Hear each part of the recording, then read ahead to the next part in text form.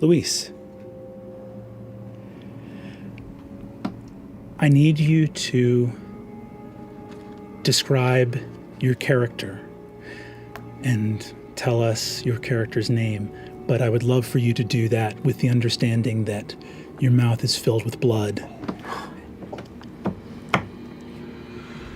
All right, well, my name is Xerxes ExU. I'm 6 feet tall. I'm a paladin. Broad-shouldered, muscular, dark hair, wavy, medium tan brown skin, amber eyes with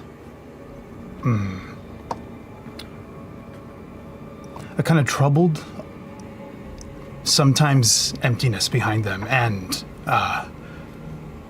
I imagine right now he's stumbling around, wiping the blood off of his mouth as he's trying to maintain his sense of his surroundings.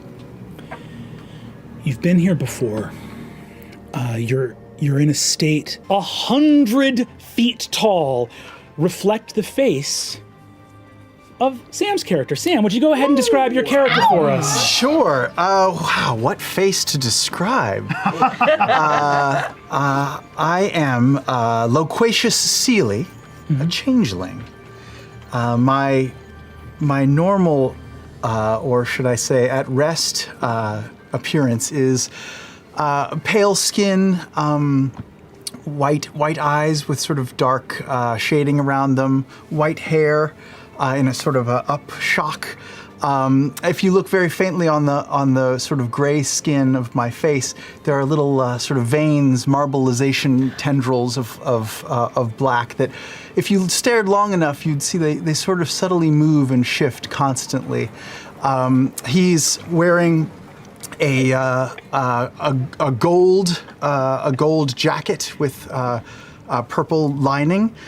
Carries himself very high and mighty, but this is a broadcast, is it not? This is very much a broadcast. Well, as Loquatius broadcasts to the crystal columns of Avalier, before he begins his proclamations and heralds of the day, his appearance shifts slightly. The veins in his face sort of drip and move, sort of like paint being drained out of a can, and are replaced with other pigments and other colors. His face becomes golden, as gold as his jacket, and his hair becomes as purple as the lining of his jacket.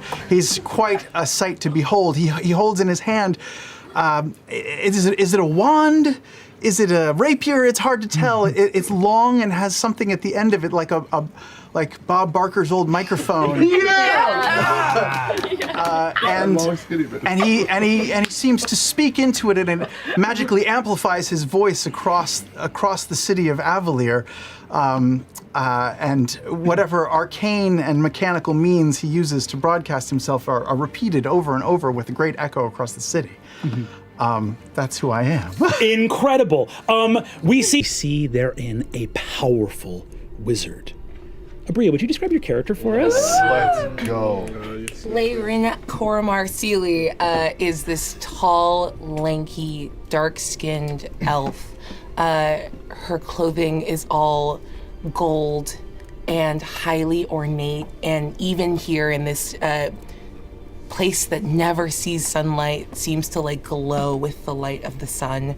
She has a purple cape kind of thrown over her shoulder, and in her hands she's just tossing this little screwdriver, and every time it hits the air it turns into a different tool and hits her hand. She catches it again as she's sort of checking over her great work. Looking at her face, she's very pretty and angular, and her eyes glow with like this gold energy that is exactly her magic, and it kind of radiates off of her.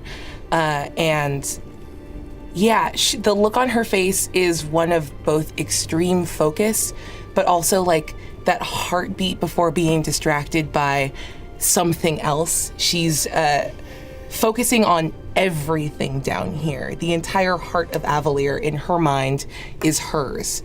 And so you see her like mumbling under her breath as she answers yet another sending. as she focuses both on this and the things that she's not looking on right now. And all of this moves, and there is, in the center of this chaos, this controlled chaos, this endless empire of arcane riches, we see a single man at the helm, the ringmaster of a circus of impossible wealth. Lou, could you please describe your character? Let's go.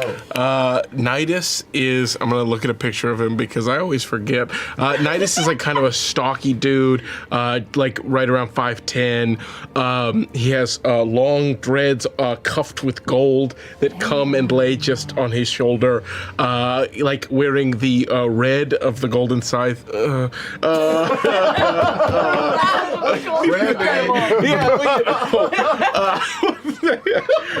Like a red coat with a like gorgeous golden pin with the signature of the scythe, with a cape draped along his back. He wears one of those funny, like kind of Renaissance merchant's floppy caps to one side.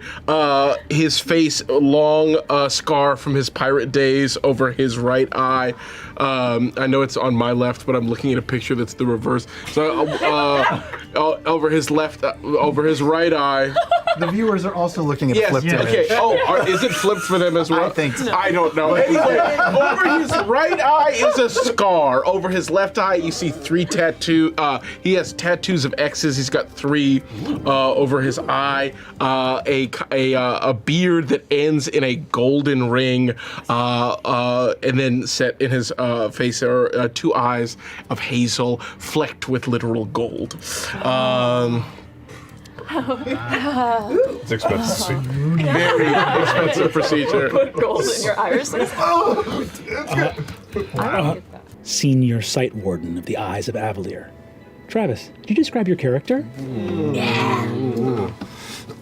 You see, standing tall, but with a cloak and a hood pulled up just behind his feathered head, a 6.5 foot tall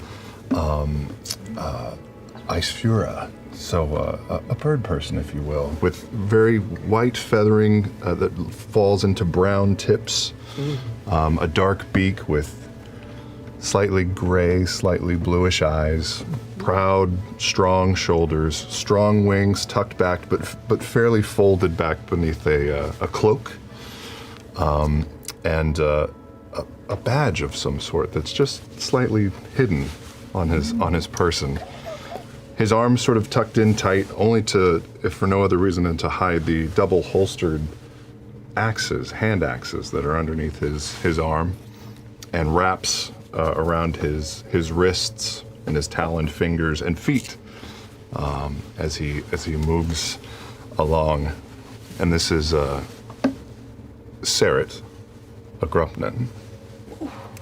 Ymir the Bold, whose great magic lifted the city of Avalier from its terrestrial constraints, forever sundering Toramunda into its component cities of Avalier and Cathmoira. Ymir Porco, great wizard and first of the Septarian. At the feet of Ymir Porco, who do we find, Marisha?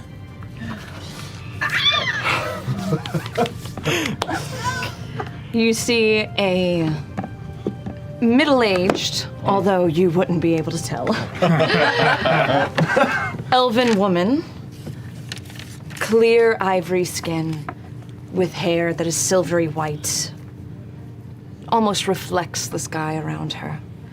She has a long kind of collared-breasted coat over top that stretches down like a gown in an emerald green that almost has its own silken sheen to it, with a kind of teal, blue, indigo, name your color dress, depending on how it hits the light, underneath.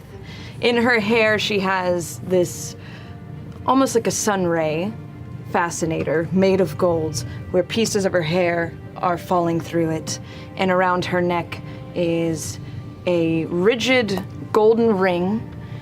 If you look closely at it, it has tiny blue crystals, almost like tiny Swarovskis, that are broomstone, and it lightly levitates Let's and rotates and spins around her at all time, as well as a glowing orb that is her focus, that also just kind of hovers, almost celestial, planetary in nature.